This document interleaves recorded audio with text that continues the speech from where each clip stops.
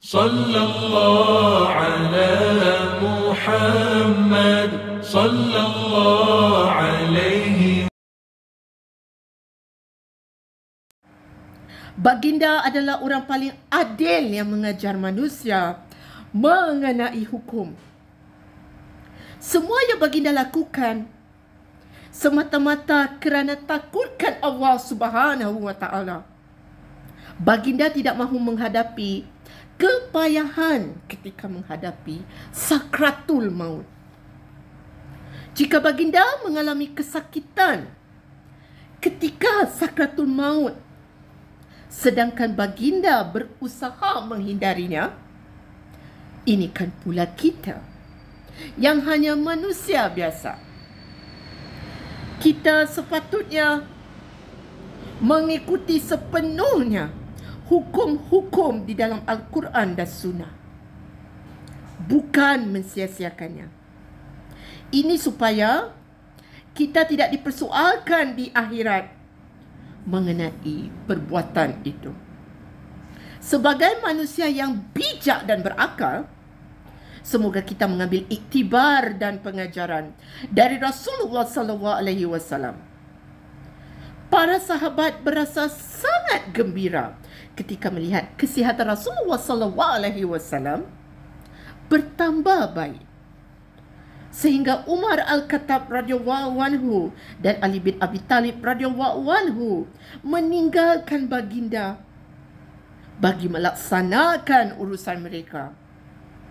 Mereka berasa senang hati selepas sebelum itu bersedih dan susah hati melihat keadaan kesihatan Rasulullah SAW yang semakin tenang.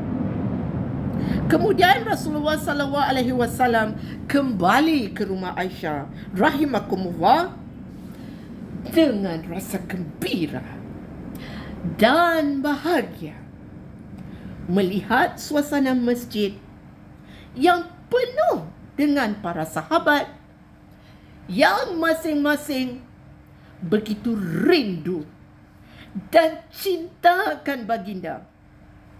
Sedangkan pada ketika itu Rasulullah SAW dalam keadaan lemah dan tidak bertenaga.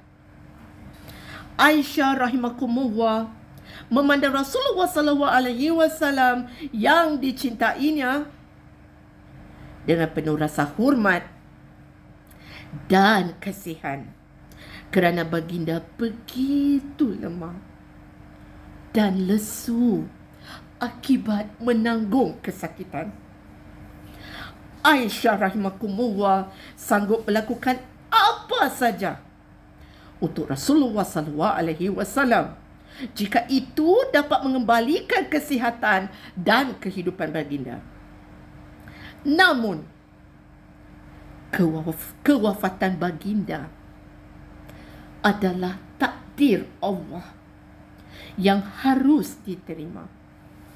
Rasulullah SAW keluar ke masjid dan bertemu para sahabat kerana baginda merasakan ajalnya sudah semakin hampir dan tidak ada keraguan lagi, hayatnya hanya tinggal sesaat sahaja.